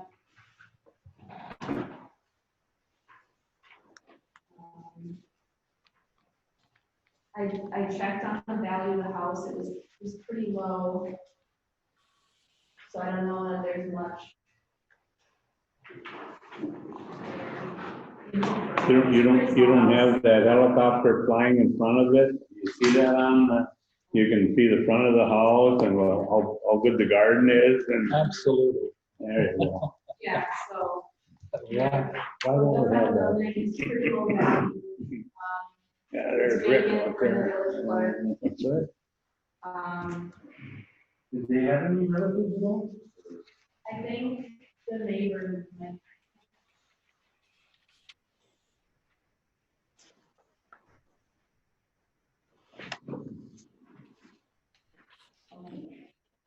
Guess not. Yeah, none that I know of that are next door. Property are you on right now? I'm on Alexander Rochelle on the second page. How accurate are these, lines? It looks like a house that has a line through it. So these are, They're approximations. they're approximations, yeah. Got There's a disclaimer when you go. This is not survey degree. So. Yeah, I'd say take it. I feel like this is a property we could probably take. I think that's a good idea. I think it's good. There, there's something more, like Clark said, it would be in the county's best interest to see what pull that flat, see what the first lot was, and try to see from the aerial about if that building's over the line. Because if you have a buyer come in, now, you're immediately buying something that's got a violation on it. They're gonna have to move that if it's on the property line or on the other side. Or you could do a property line adjustment. Yeah, Well, we couldn't, but, yeah. You know, and I'm not sure if the building bought it as or what is. Looks like it should come down a little bit. yeah, we generally sell the properties as is. But that's something we could look into is checking down the lines in case, in case potential buyers are concerned.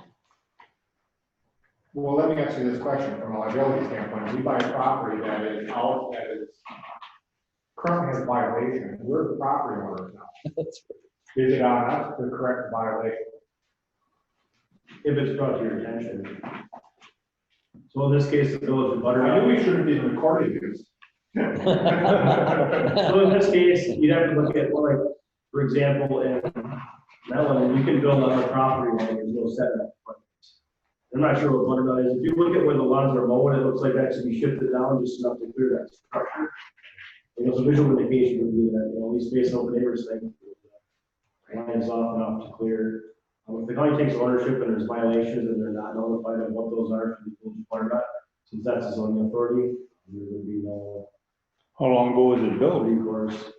I was wondering if things were No. like. It was back when it didn't matter.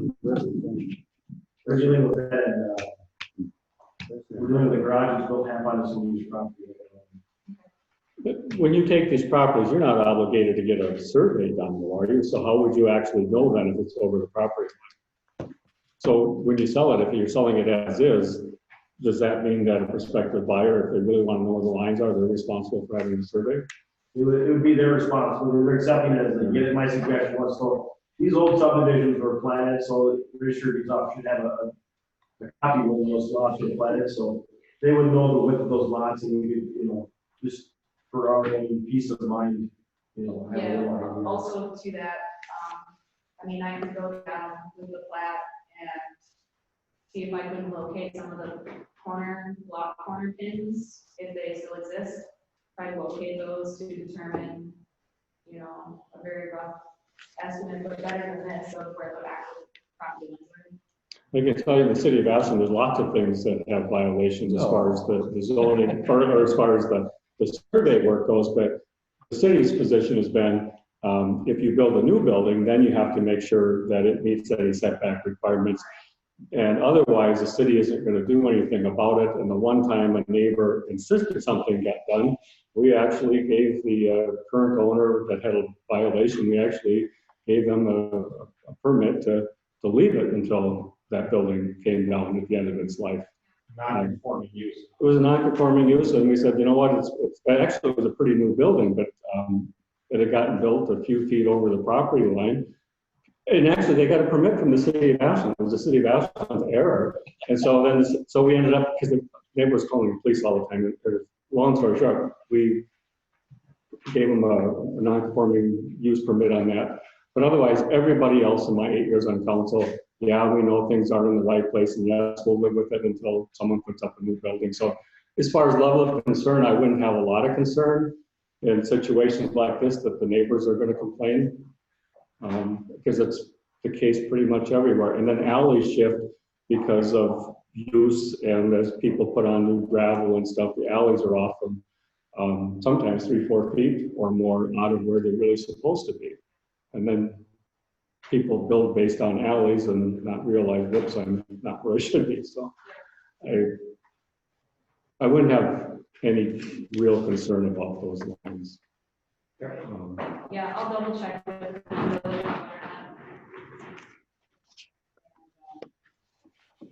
But I don't know, I still feel like it would be time to take this property. That's my personal.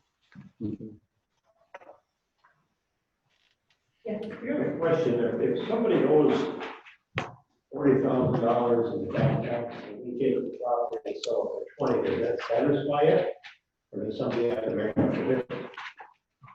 Yeah, so what happens when we take a property on tax deed is, essentially all the delinquent taxes get zeroed out. We, in my office, we still keep record of what the taxes were owed before we took it, so we can try to recoup that cost. And yeah, when we sell the property, we try really hard to recover all those back taxes. Sometimes that's not always the case, and we have to take loss on it. So technically, we can go after the previous property owner for the balance? Is that what you're saying? No, we No, so you take a loss on it. Okay. can't. Yep. That's where you'll come in. Okay, so moving on to the third page. We have Amanda Gallegos for 1104 3rd Street West in the city of Ashland. This is a property that we can take. I don't really recommend taking it because I called the city this morning. They do have water use at that house. And I actually drive by that house on my way to work, and I've seen people outside it and kids playing in the yard, so there's obviously somebody living there. So I guess from that standpoint, I don't recommend taking it. But they are on our list to serve again for the 2017 taxes. So if we want, we could just kind of wait on this one and try again to get hold of these people and get some sort of payment arrangement made. I think it'd be good. You know what would help me when I'm looking at a list like this, it's related to Dick's question too, is if you had the assessed value of the property there, because I'm guessing if this is a house, it's worth a lot more than the taxes they owe right now. So if we gave them some more time, if at some point the county did take it, odds are you could recover the back taxes at some point. But if we don't know what the assessed value is, it's hard to understand the point at which we're getting, or we might be taking a loss, if not a big loss, if we wait longer on taking it. And I can, if you want to see this one's assessed value, I can pull that up. Yeah, I assume it's worth well over this, so I'm fine with waiting on this one. So then the next one for that, the next one is Rory William Beckman, 709 16th Avenue West. He has passed away. So we had published it was in the newspaper, we didn't get any, no heirs came forward to claim interest or try to make payments on taxes. I talked with the city, there's no water use at that building for some time. So I would recommend taking this property. And like you had mentioned, Pat, I can pull up the assessed value if you'd like to see that. There's Well, in this case, I would fully support taking it. In fact, my concern would be if no one's living there and using water, you know, you can't turn the water off over the, or you can't turn the water off over the winter because some people have hot water heat. And so if no one's living there and no one's interested in the property, then over a winter with things freezing, if no one's paying attention, you can have a lot of damage and the value of the property goes down significantly. So in this case, taking it seems to be the prudent thing for the county, but perhaps the city too. Otherwise, you've got more housing that has lower quality than you might otherwise for the city. Yeah, I also feel that this is an issue. Yeah.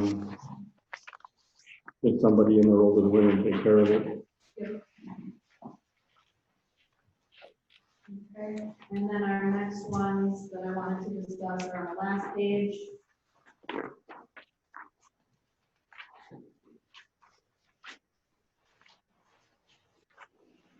These are both in the city of Mellon. The first one, John and Christy Estner at 430 East Tyler Avenue. So this looks like it's a vacant piece of land. I checked the aerial photography. I didn't see any building on it. There is a small improvement value on it, but I think it's only 1,000 or maybe a couple hundred. So I can't imagine that would be a dwelling of any sort. Talking with the city, she said that there are no water bills going to that property. And also no, she mentioned that the city is very interested in this property because it abuts a city park. So the city would be interested in purchasing that to add on to their park. Especially now that they got all the money. So it would be my recommendation to take this as center property. I agree. Yep. And then the final one, Suzanne Foley, Matthew Tibbetts, David Tibbetts Jr., 205 Herring Street, Mellon. This is a property that there was a house on, but it got torn down.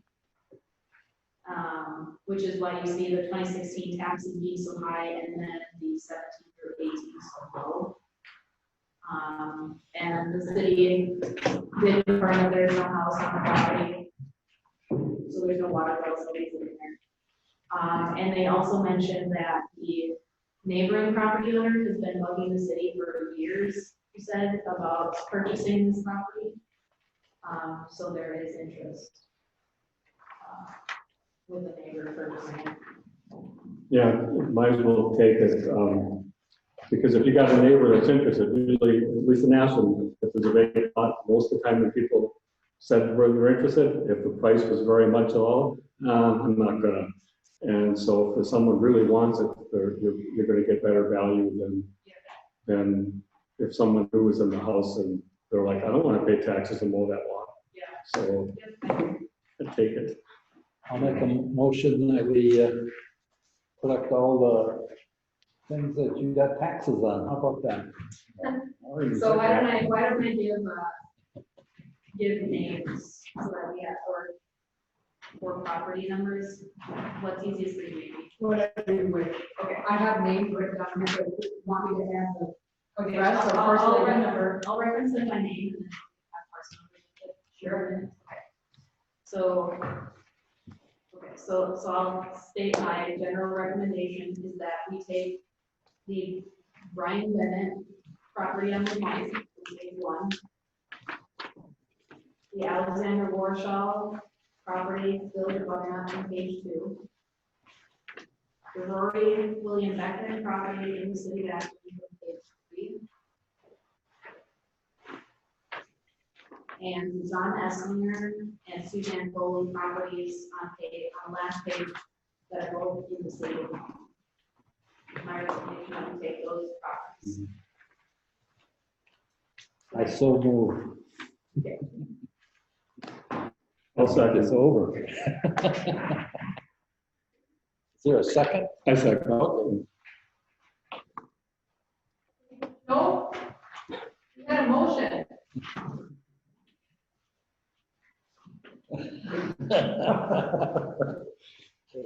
Joe, we have a motion and a second to take a number of properties that were recommended by Jen. Okay, we have a motion and a second. All in favor? Aye. Opposed? Abstentions? Motion carried. Thanks for coming to my long-winded discussion. I do have just a few other things for other business that I wanted to discuss. Over the past week, actually, I've had a couple calls in regards to county mineral reservations. So the situations where someone is selling a piece of property, say a 40-acre chunk of land, that the county had back in the day, like in the 70s or something, placed a reservation for mineral rights on the property. This person is going to sell the property, and now the new buyer is very concerned that the county has reserved mineral rights, and we're wondering if the county would entertain thoughts of releasing those mineral rights if requested. And I just kind of wanted to get a. Where's the property located? I don't have the specific properties that they asked. Probably in the hills, whatever. Yeah, I think there was one in the town of Mars, which is kind of by Mellon.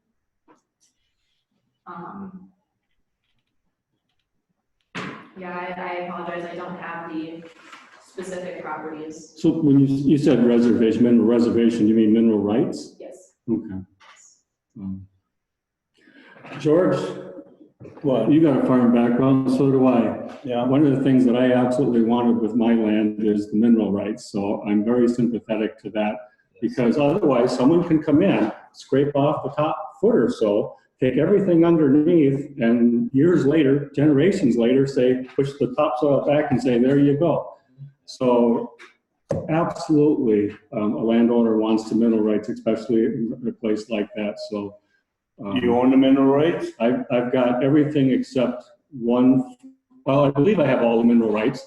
Some of them my dad bought from the Federal Land Bank. Back in the 1930s, when the federal government was trying to keep farmers on the land in the Dust Bowl era, they bought the mineral rights over incredible acreage across the U.S. just to put money in the pockets of the farmers. So that's why the Federal Land Bank had so much mineral rights. So you can buy those mineral rights back from the Federal Land Bank if you own property. You can't buy them for someone else's property, but only for your own. So I have, on my titles, I believe I've either got from the Federal Land Bank, the mineral rights there, and then the ones without it stated, we've got the deeds going back, the abstracts all the way back until it was the White River Lumber Company, sold through the Bayfield Land Company after that. So I believe I've got the mineral rights to everything, and absolutely. You think you do? I'm No. quite sure. It I do. counts for 15 years. In the late 80s, early 90s, when the oil companies came through looking for oil, we found out real quick that every even section, the railroad pulled the mineral rights on it, so we didn't own the mineral rights, and they won't sell them back and they won't release them. We own the ones on the odds, but I don't know what company owns them, but some railroad company owns all the mineral rights. You don't have to let them come on your land, but they do own the mineral rights. It's a funny thing. Yeah, so I'm certainly supportive of if someone wants the mineral rights to. Okay. Yeah, Oh, and yeah, we can give them their mineral rights, Yeah. you betcha. Okay. So, the problem you got there is if somebody knows those mineral rights aren't allocated, they can come in and apply for those mineral rights as long as it's not the Federal Land Bank holding them. Yeah, well, does the bank own them though? Well, those ones that we got back from Yeah, the Federal that's Land what I'm Bank. saying, But if someone else owns them, yeah, they have the right to sell them, so. obviously we own them mineral rights, So so we're gonna offer Yeah. those mineral rights to those. I'm certain. Okay, good. Yeah, I will, one of the attorneys involved in one of these sales is going to reach out to me, early next week, so I will let them know that. What I'll probably do is have them submit some sort of letter, something in writing, probably to this committee. And then I'm not really sure the procedure after that, but we could probably discuss that at a later time. Well, that's the beauty of the computer. You look on there, you find out all the rules, regulations, and what you don't own that you thought you did. You thought you did, but you don't. And everybody else does too. Okay, fantastic. And then the other thing that I did want to ask about, so I had mentioned earlier that we are serving our notice of application for tax deeds on those who are delinquent for the 2017 tax year. We're in the process of doing that right now. With that being said, it's a certain timeline. I believe it's 2.5 years back with delinquent taxes is when we can serve them. So that means that the properties that are owned by Native Americans within the reservation who did not pay those taxes are technically subject to being served notice for delinquent taxes. And this is still a lawsuit that I believe is ongoing in court right now, and I'm very hesitant to touch this issue. I guess I was just looking for some feedback from the committee. There are hundreds of these parcels that are delinquent, and I feel that, this court case could possibly continue on for another year or more. Would it even be worth serving these people the time? I mean, we have to reserve them anyway. I'm at a loss of what to do here. And I don't know if the committee can help me or make any suggestions. I'm not sure. Have you talked to corporate counsel about this? I have not. I would suggest you have that conversation first, because I'm not sure what authority we have, and I'd also be concerned about setting a precedent on not giving notice if other landowners say, wait a minute, this, what gives here. So I would suggest that for guidance, and maybe even have him come to a meeting in the future. Yeah, Jen and I will put together a memo to update the court counsel and have him research what his recommendation is, and then we'll come back to the committee. Okay. I'm sure it will. Sounds good. Then that's all that I have. Next meeting date. I had one question, just an update. If you're gonna do a land sale, if I remember correctly, we took title for the Whitfield property down, this is that exchange we had with the revolving loan fund, and they deeded that over to us. So I just want you to kind of remember that piece of property, that's 10 acres down by, what is it, by the electrical guys off the town? Yeah, it's on that section down there. We have 10 acres, and we have deeded access now to that. And so at some point, we want to sell that piece of property elsewhere, so you would be interested in that 10 acres. Sounds good. Big Lakeman. When are we gonna have next meeting then?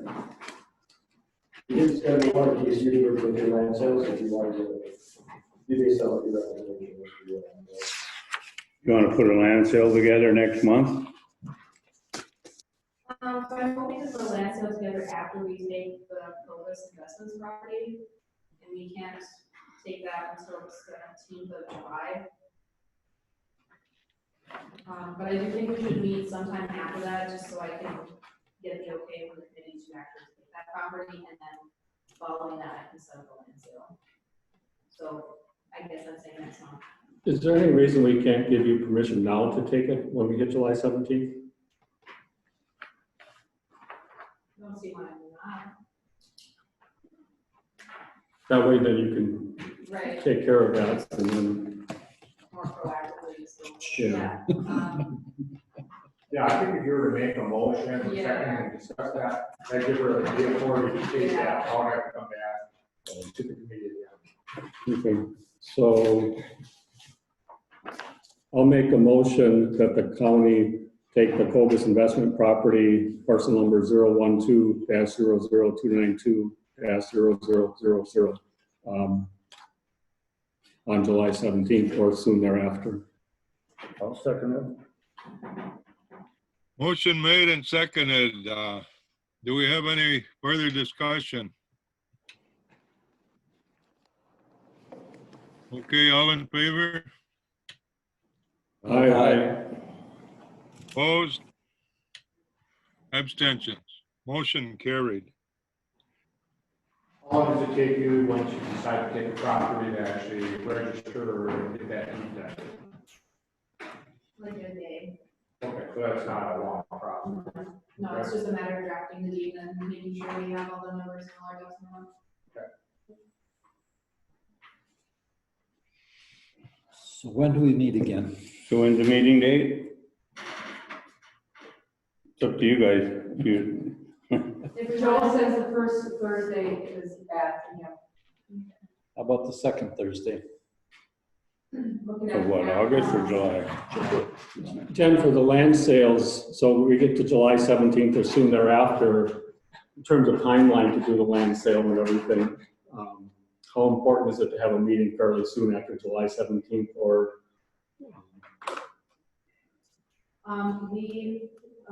So I could prep the land sale for before the next meeting. And then at that meeting, we would have to approve all the listed values of all the properties. So I mean, I could start working on that now even, and then we would still have the meeting after the 17th. I'm just thinking, because George had mentioned you get too far into the fall and then, except for hunting, land, people aren't looking. My comment was that we're gonna have one, you know, because we were hoping to have one in May or June. Well, that's done and gone. So do we want two? I mean, the last two sales we had 30 parcels. I think we sold 3 at once. And we got a lot of these little parcels in town and that, and, you know, we're almost giving them away and yet nobody wants them, you know, and so you keep putting them on there, sooner or later, somebody might take them. But sooner than later would be good, especially with houses. So- So I guess we could have, I would say, we could have a meeting for the end of July, probably, and then have the land sale run through August, and then open bids at the end of August or in early September. That'd be the timeline for that. How about July? That's June, I'm going to go to July in the calendar. Finance is on the 30th. You have the Thursday, the 23rd. Joe, what dates work for you? Joe, Yes. hey, what dates work for you? Did you suggest July 30th, Thursday, July 30th? 23rd. Huh? The 23rd, Sounds good. July 23rd is the recommendation. July what now? There you go. 23. 23. 23. Okay, let me take a look at my book here. Yeah, that's No, Thursday, July 33. right? Okay. I'll put it in my book, zoning. Thursday, July 23rd. Okay, I got it.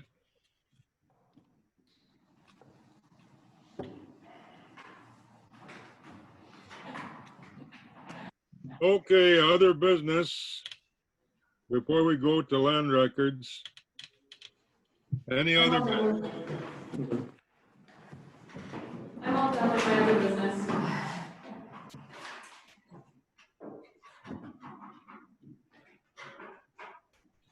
Thanks, Jen. Yeah.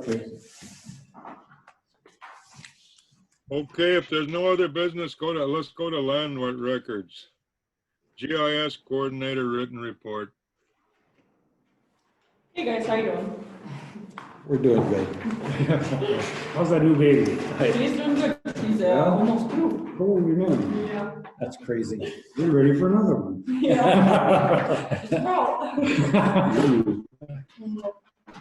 So, this past couple months, we've had the statewide parcel initiative project due with the Department of Administration. So that took the majority of my time. The parcel data is managed in the mapping software, and then the tax roll numbers and figures is managed in Jen's more like Excel program. So I have to take them, merge them, make sure everything works right. There's a special schema that we don't exactly align with, so there's a little bit of editing. But I got it submitted. It was April 30th. It was due. Got it submitted, and they accepted and approved it. So that means we get our grants going forward. So then, Hope you get it. So we, speaking of grants, we also used up the 2018 strategic initiative grant finally. So we met that deadline. We had an extension, but we got it used up. And that was for the remonumentation of section corners.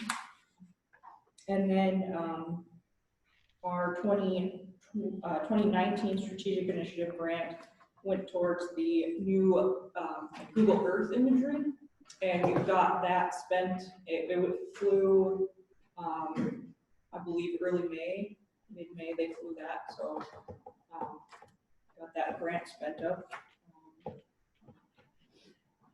Yeah. Some other things I was doing, I had my first Esri course, which is the software that we all use for the GIS. We purchased a server to host our own online map and kind of share our data. So the class I attended was how to manage that software. Class went well. It was 2 days. After that, we got the server software installed, and it's ready for me to start getting my fingers in there, getting data on it so that we can actually start implementing an online map. I'm hoping to have that up come January 1st, 2021. So we reviewed the map a couple times today. Josh used it and Jen used it. So it'll look a little bit different. Hopefully it'll be more user-friendly, and we'll be able to edit things quicker. So right now, if we want to change even the color of a road, we have to call a vendor, and it can take 2 weeks just to change the color of the road. So this will be a big update for us. I think everybody that uses the website is very excited with that. So if you're not calling a vendor, does that mean the county's gonna save money in the long run? Potentially, yes, but as of right now, we will be paying a little bit more for that yearly maintenance on this. But it did seem like our vendor was going up in price every year. That's a good one. Yeah. We also had our second intern. She wrapped up her internship, especially with all the COVID stuff. She did do some stuff from home for us. She did some simple mapping. She worked on some conservation mapping practices for Mary Jo, and off of the gas tax map, she mapped the bridges for the law enforcement department. Speaking of the law enforcement department, we've been working on their new map. Hopefully, we should be putting that out to patrol and dispatchers shortly. They're having a little bit of issues on the back end with making, once the 911 call is plotted, once they hang up right now, they'll call, or the little plot disappears and it takes you into the ocean. So the vendor we're going with is trying to figure out how to make that dot stay there and not zoom the map into the ocean. So that's kind of important to keep dispatchers looking at where they were for the call. So that is a vendor issue. They're working on that. Hopefully we get that up and running soon. I'm still kind of doing some data edits for them. Right now we're working on merging some layers just so that they have less layers to click through or accidentally click on that. Do you guys have any questions on my report?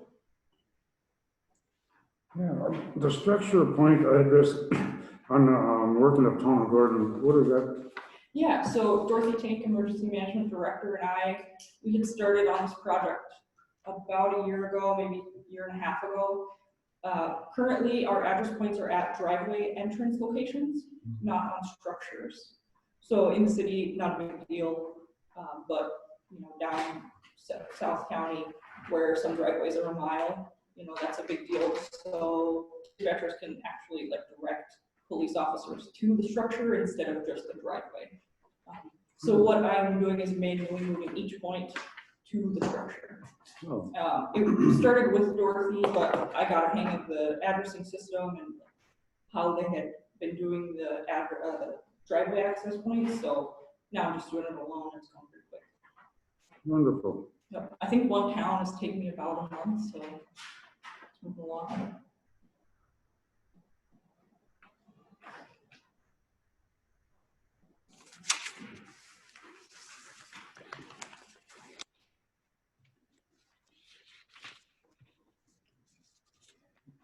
You done? I make a motion, we accept Renee's, Do we have a second? I'll second it. Okay, motion made and seconded. Any further discussion? All in favor? aye. Opposed? Abstentions? Motion carried. We still have to establish a meeting date to prepare for land sale, I guess. Let's go over the gonna be. We did that, it's July 23rd. Yeah, we did that already. That was July 23rd, right? Okay. We got her. 32nd. Okay. Motion made and seconded to establish meeting date for zoning committee Thursday, July 23rd. Yep. All in favor? Aye. All right. Opposed? Abstentions? Motion carried. Motion to adjourn, George? You want a motion to adjourn, Joe? What's that? We really, Motion to adjourn? I'll make a motion, we adjourn, we really don't need to, and the agenda's done. Motion, do we have a second? I'll second. Okay. All in favor? Aye. Opposed? You probably want to stay longer. I do, yeah. Meeting adjourned.